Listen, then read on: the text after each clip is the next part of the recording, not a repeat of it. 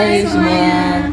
Jadi kami dari kelompok 4 akan menjelaskan sistem pencernaan dengan saya Daftar Fandi dengan NIM 46 2025 091. Saya Samarina Prince Umpres dengan NIM 46 2025 091. Saya Hanifah Nurul Aisyah dengan NIM 46 2025 010.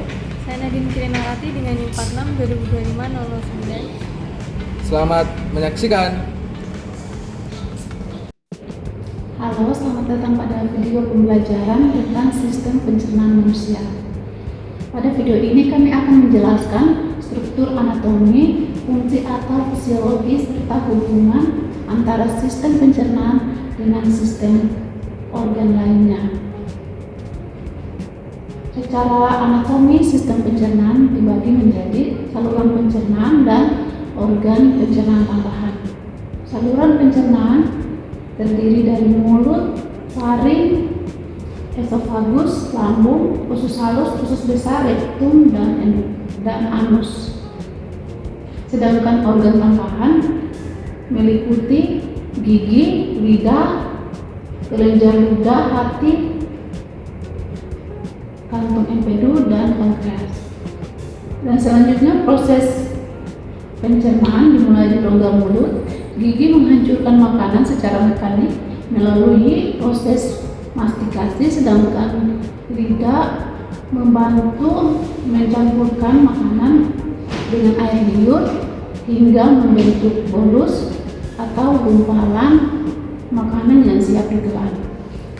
Dan air liur sendiri mengandung enzim amilase, yaitu atau yang dimulai mencerna karbohidrat menjadi molekul yang lebih sederhana. Setelah ditelan, makanan melewati faring dan masuk ke esofagus.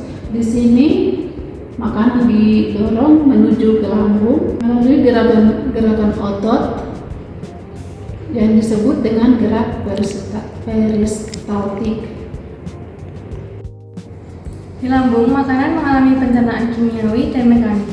Pencernaan mekanik terjadi karena kontraksi otot lambung, sedangkan kimiawi dibantu oleh asam klorida atau HCl dan enzim pepsin.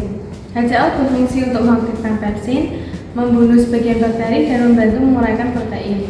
Setelah itu, makanan berubah menjadi kimus, yaitu makanan yang berbentuk setengah cair. Kimus kemudian masuk ke dalam usus halus. Di usus halus terdiri dari 3 bagian, yaitu duodenum, jejunum, dan ileum. Di duodenum, makanan bercampur dengan empedu dari hati dan enzim pankreas. Empedu membantu untuk memecah lemak menjadi butiran kecil agar lebih mudah untuk dicerna. Sementara itu, pankreas menghasilkan enzim amilase, lipase, dan tripsin untuk mencerna karbohidrat, lemak, dan protein. Di bagian jejunum dan ileum terdapat proses absorpsi, yaitu proses penyerapan zat gizi. Penyerapan ini dibantu oleh pili usus, yaitu zat halus yang memperluas permukaan usus sehingga penyerapan nutrisi menjadi lebih maksimal. Setelah nutrisi diserap oleh usus halus, sisa makanan masuk ke usus besar. Di usus besar terjadi penyerapan cairan air dan elektrolit sehingga makanan yang sisa tadi menjadi bentuknya lebih keras, yang itu disebut dengan feses. Nah, di usus besar sendiri juga terdapat mikrobiota normal atau bakteri baik yang membantu menghasilkan vitamin K dan menjaga kesehatan saluran pencernaan. Feses kemudian disimpan di rektum sebelum dikeluarkan. Nah, proses itu tuh disebut dengan defeksasi. Sistem pencernaan memiliki beberapa hubungan yang erat dengan sistem tubuh lainnya. Yang pertama ada sistem peredaran darah. Setelah zat gizi diserap oleh usus halus, nutrisi masuk ke pembuluh darah dan dibawa ke seluruh tubuh. Yang kedua, ada sistem limfatik. Lemak hasil pencernaan diserap melalui pembuluh limfe untuk masuk ke aliran darah. Yang ketiga adalah sistem endokrin. Organ pencernaan menghasilkan hormon seperti gastrin, sekretin, dan kolesistokinin yang mengatur produksi enzim dan cairan pencernaan. Sistem pencernaan juga berhubungan dengan sistem imun. Banyak sel pertahanan tubuh berada di dalam saluran pencernaan untuk melindungi tubuh dari bakteri, virus, dan zat asing yang masuk bersama makanan. Apabila sistem pencernaan mengalami gangguan, penyerapan nutrisi juga akan terganggu. Akibatnya, tubuh dapat mengalami kekurangan energi, penurunan daya tahan tubuh, lalu bahkan gangguan pertumbuhan. Sebaliknya, jika organ seperti hati dan pankreas mengalami kerusakan, proses pencernaan juga tidak akan berjalan secara optimal.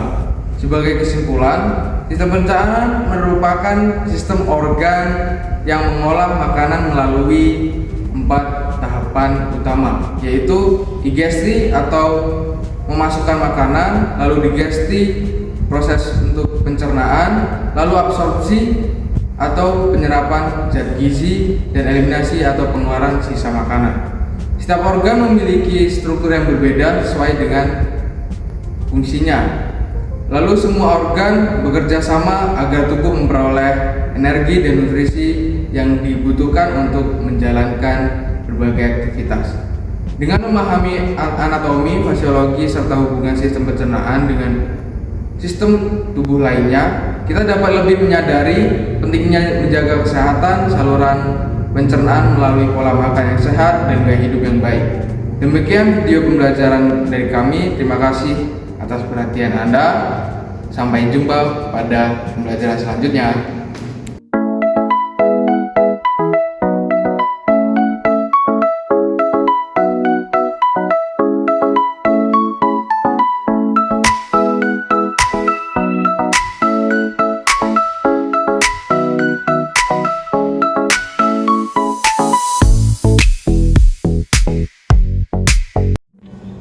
Oke guys, sekian dari kami video pembelajaran tentang sistem pencernaan.